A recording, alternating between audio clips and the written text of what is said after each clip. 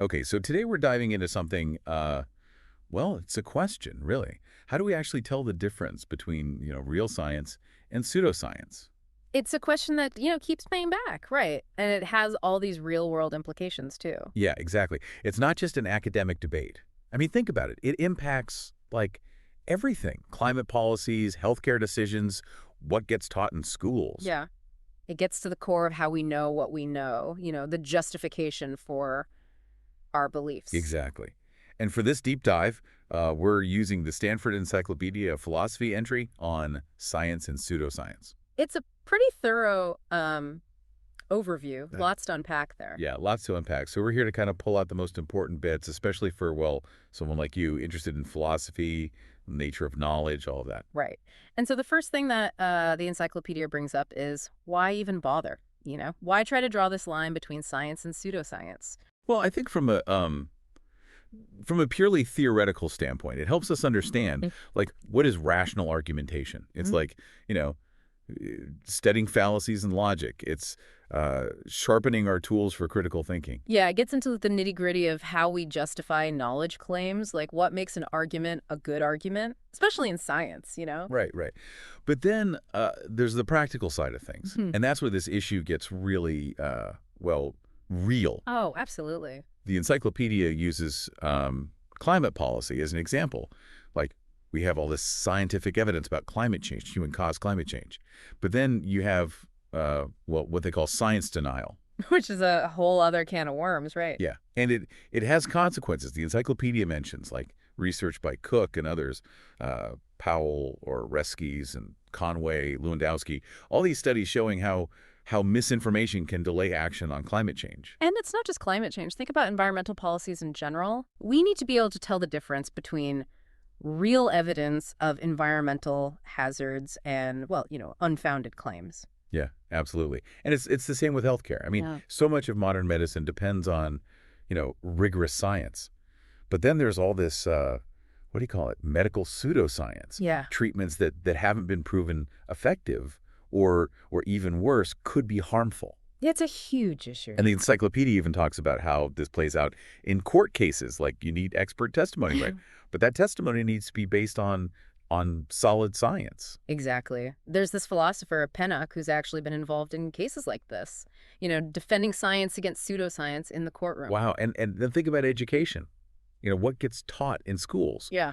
The encyclopedia specifically mentions creationism, attempts to teach it as science. Right. So having clear criteria for what is science is crucial there, right? Absolutely. It's about teaching kids how to think critically, how to evaluate information for themselves. Exactly. And even journalism, right? Like, the media plays a huge role in shaping public understanding of science. Yeah. And the encyclopedia, it cites Boykoff and Boykoff here, their research on how the media can sometimes present pseudoscientific claims as, like, on par with real science. Yeah. And that can really distort public perception. And it's not a new problem either. This whole idea of trying to define science, it goes way back. The encyclopedia mentions Aristotle, Cicero, ancient philosophers. No.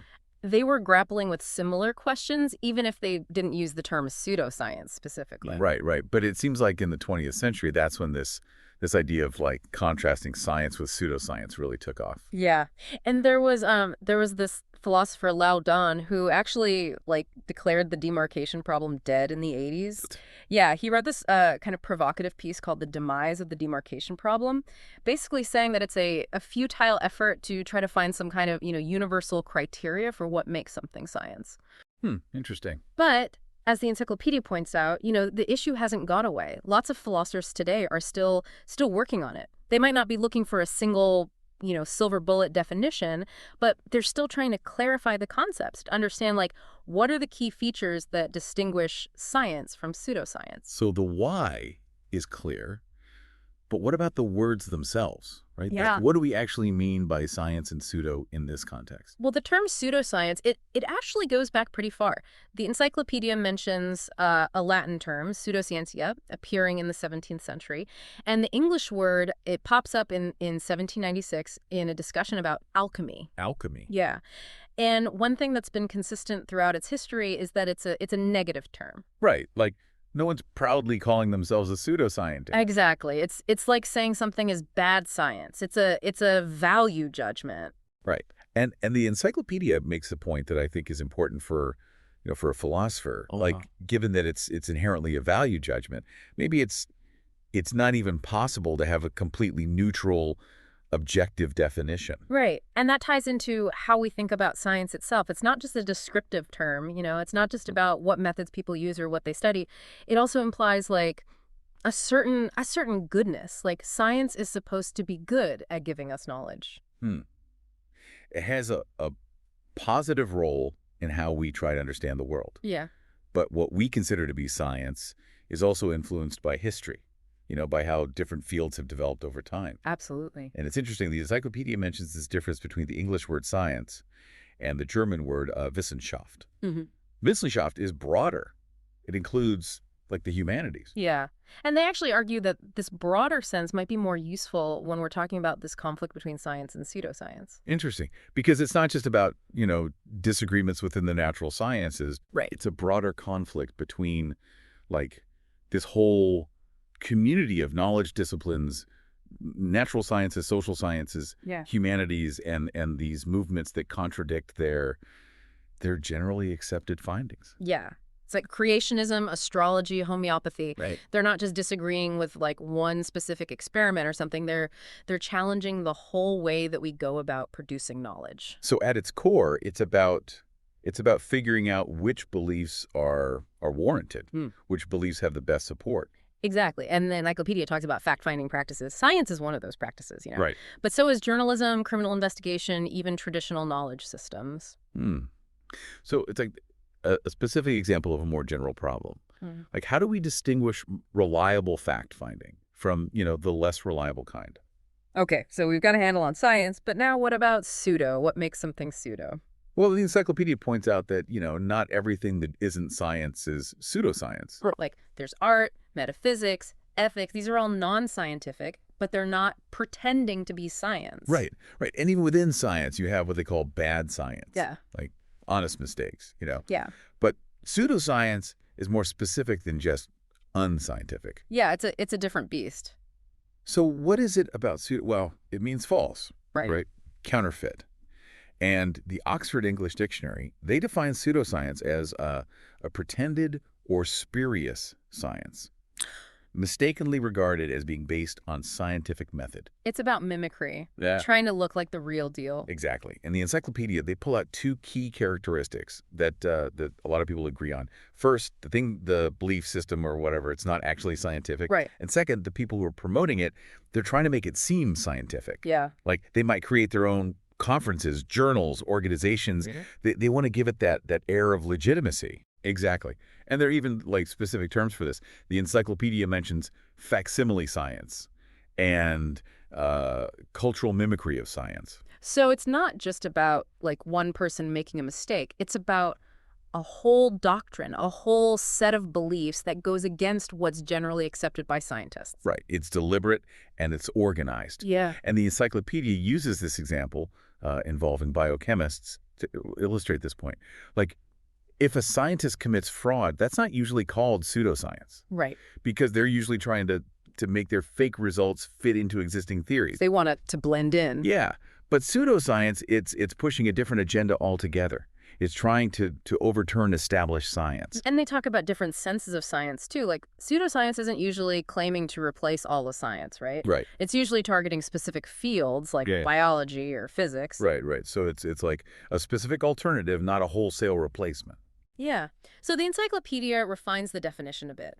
They say pseudoscience is part of a non-scientific doctrine whose proponents are trying to create a scientific impression. Okay. But then it gets even more nuanced because sometimes pseudoscience is used more broadly. Like for any doctrine that goes against established science, even if they don't say they are science. So it's not just about mimicking science. It's about like claiming to have the best, most reliable information, even if you're not pretending to be a scientist. Exactly. It's about challenging the authority of science. And the encyclopedia points out this potential inconsistency in how some critics of pseudoscience use the term.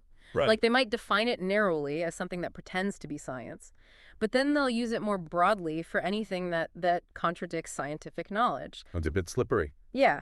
And they give some examples to illustrate this involving creationism and DNA. Okay. Like, imagine a creationist text that accurately describes DNA structure. That wouldn't be pseudoscience just based on that content alone. Right. Or a chemistry textbook that makes a mistake about DNA. That's not pseudoscience either. Right. But a creationist text that denies common ancestry, that would be pseudoscience. Right. Because it's going against the scientific consensus. Exactly. And it often tries to present itself as a scientific alternative. And then you have a religious leader who just rejects the whole idea of scientific inquiry. Right. They might also reject common ancestry, but they're not pretending to be doing science. So it's a different kind of challenge to science. Yeah. And it shows how tricky it can be to apply this label. So we've talked about why we're trying to make this distinction and what the terms mean. Mm-hmm. But, like, what are we actually trying to demarcate? What are the objects of demarcation? Yeah, that's a key question. Mm. And the encyclopedia, they lay out a bunch of different proposals from, big names in philosophy of science. Licados, he talks about research programs. Bunge and Mahner focus on epistemic fields. Popper, he's all about theories. Lugg and Morris, they look at practices. Saitonin, problems, and then Kuhn and Mayo, they focus on inquiry itself. Wow, like a lot of options. Yeah, and it shows that demarcation can happen at different levels. You can zoom in on a specific theory, or you can zoom out and look at a whole research program, or even a whole field. It's like different levels of analysis. Like you could study a cell or a tissue or a whole organ. Yeah, exactly. And there are also different emphases. Like Dirksen, he argues that it's all about the pseudoscientists themselves, their intentions matter.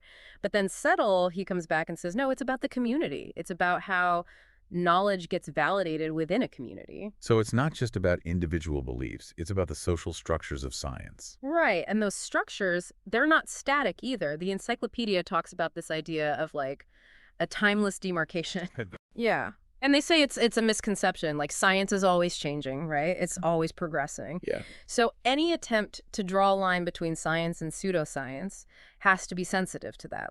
What might be considered pseudoscience today might not be pseudoscience tomorrow. Right. Because our understanding changes. Exactly. And science is also super diverse. There are so many different fields, different methods, and even within a field, there's always room for revision. So it's a moving target. Yeah. And that makes it even harder to define. Okay, so given all that, what are the actual criteria? What makes a claim pseudoscientific? Well, the encyclopedia goes through a bunch of different options. Okay. One idea is to define it as anything that goes against the best knowledge we have right now. Makes sense. It's a pretty broad criterion, which is good, and it allows for, changes over time. But the problem is, how do you know what the best knowledge is? That often requires specialized knowledge. And then there are the historical attempts to define science, like the logical positivists back in the early 20th century. Okay. They were all about verificationism. A statement is only scientifically meaningful if it can be empirically verified. So you have to be able to test it. Yeah. But their main goal was to distinguish science from metaphysics, not pseudoscience specifically. Right. And then there's Popper with his famous falsificationism. Right. He said that a scientific theory has to be falsifiable. There has to be some possible observation that could prove it wrong. Okay. He was trying to draw a line between science and both pseudoscience and metaphysics. Right. But the problem is there are some legitimate scientific theories that are really hard to falsify definitively. And then on the other hand, there are some pseudoscientific claims that have been tested and refuted. Oh, like astrology. Yeah, exactly. So Popper's criterion, it doesn't quite work perfectly. And even Popper himself, he later revised his views a bit. He emphasized this idea of logical falsifiability. Logical falsifiability. Yeah, a statement is scientifically empirical if it logically contradicts some possible observation. But even that has its problems. The encyclopedia mentions how Popper changed his mind about Darwinian natural selection. Oh, interesting. Yeah, he initially thought it was a metaphysical research program, but then he later retracted that view. Wow. So even he struggled with his own criteria. Yeah. And then you have Kuhn. Right. Yeah, he came at it from a different angle. He was more focused on on normal science, the everyday work that scientists do within a shared paradigm. Yep. He said that science is distinguished by its ability to solve puzzles within that paradigm. And he contrasted that with astrology, where like contradictory evidence doesn't really lead to big changes in the theory. So it's about how a community responds to challenges or inconsistencies. Right. And Popper, of course, he disagreed with Kuhn's emphasis on normal science. He said that astrologers also solve puzzles just within their own, weird framework. Right. So it became this debate about whether the criteria for science should be like purely logical or more sociological, based on the practices of a community. Yeah, exactly. And then you have a bunch of other thinkers who focus on the idea of scientific progress. Lakatos, Thagard, Rothbart, Reich, Hoyningen, Oh, Reskies. okay. A lot of names. Yeah, and they all have slightly different takes on it. Lakatos, he talked about progressive and degenerating research programs. Right. Like whether a theory leads to new predictions that are confirmed or whether it's just like explaining things we already know. Yeah, and Thagard, he brought in the social aspect. Like, a theory is pseudoscientific if it doesn't progress, and if the people who believe it don't try to develop it or compare it with other theories. So it's not just about the theory itself. It's about how the community treats it. Yeah. And then you have Rothbart with his testworthiness criterion, Reich emphasizing integration with other sciences, Hoyningen focusing on systematic knowledge, Oresky's pointing out that even some pseudosciences can be systematic. So lots of different angles here. Yeah. And the encyclopedia also mentions this sociologist, Merton. He talked about the ethos of science, like the norms that scientists are supposed to follow. Okay. Universalism, disinterestedness, organized skepticism. Mm. And even though his work is more sociological, the encyclopedia suggests that it might have some useful insights for the demarcation problem. Okay. And then finally, you have these multi-criterial approaches. Yeah. Basically, people making lists of, like, characteristics that pseudoscience often has. So like red flags. Yeah, like reliance on authority, experiments that can't be replicated, cherry-picking data, refusing to test your claims, making up ad hoc explanations, abandoning explanations without replacing them. So it's not just one thing. It's a whole pattern of problematic behavior. Right. And this idea makes sense because science is complicated. Pseudoscience can deviate from it in all sorts of ways. So it's like a family resemblance. There's no one defining feature, but there are like these overlapping similarities. Exactly. And all of this shows that, like, this demarcation problem, it's not a solved issue. Right. There's no easy answer. And the encyclopedia then goes on to talk about two faces of pseudoscience. Two faces. Yeah, they call them pseudo-theory promotion and science denialism. Okay. I'm intrigued. So pseudo-theory promotion is about trying to get people to accept a specific theory. Like homeopathy. Yeah, homeopathy, astrology, ancient astronauts, things like that. Okay. But science denialism is about rejecting a theory or a whole field. So it's more about tearing down than building up. Yeah, and there are lots of examples of this. Holocaust denial, climate change denial, denial of the link between tobacco and disease, HIV denialism, vaccination denialism. Wow. Yeah, a lot of examples. And it seems like denialism has become a more common term in recent years, especially with climate change. Yeah, you're right. And the term itself, it actually comes from Holocaust denial. And the key difference between these two faces is their attitude towards conflicts with established science. Like science denialists, they'll often create these fake controversies. Right, trying to make it seem like there's like genuine debate within the scientific community. Exactly. They did this with relativity theory back in the 30s, and the tobacco industry did it for years with the link between smoking and cancer. And now you see it all the time with climate change. Right. But pseudo-theory promotion, it doesn't usually do that. Yeah. They'll often try to say that their ideas are, like, compatible with mainstream science. Yeah, or even that mainstream science supports their ideas. Right. And, of course, there are some movements that kind of combine both. Yeah, creationism is a good example. Right. They have their own theory, but they also spend a lot of energy attacking evolution. Exactly. And the encyclopedia says that, these days, creationism functions mainly as a form of science denialism. Okay, so we've talked about pseudoscience and its two faces. But the encyclopedia also mentions these related concepts that can, like, muddy the waters a bit. Yeah. Like skepticism. Right. It has all these different meanings. There's philosophical skepticism, doubting everything. Then there's scientific skepticism, which is about being critical of evidence, including pseudoscience. And then there's science denialism, which is just rejecting the consensus outright. It's important to keep those straight. And sometimes people even use the term pseudo-skepticism to describe, like, climate change denial. Hmm. Yeah. So it's about being skeptical of the wrong things. Yeah. And then there's just, like, resistance to facts in general. Right. Not wanting to accept what's true, even if it's not about science specifically. Exactly. And conspiracy theories are another big one. They often go hand in hand with pseudoscience. Yeah, like trying to explain why the truth is being suppressed. Right. And conspiracy theories have their own, like, weird logic. They're often very resistant to evidence, and they tend to go in circles.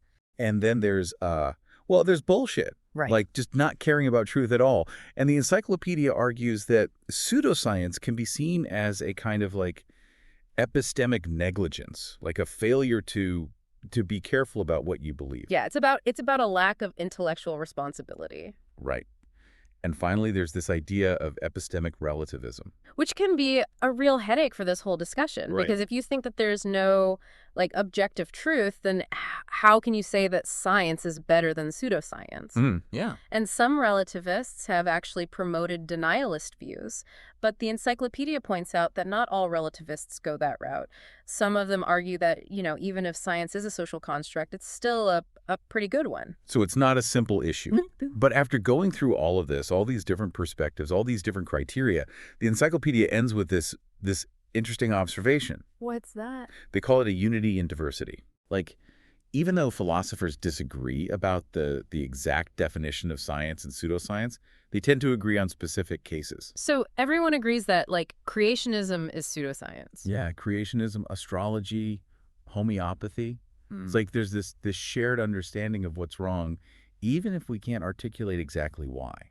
And that's a pretty interesting philosophical puzzle, right? Like, how can we have this agreement on specifics without agreement on the general principles? Yeah, and the encyclopedia suggests that this is an area where more philosophical work needs to be done. Absolutely.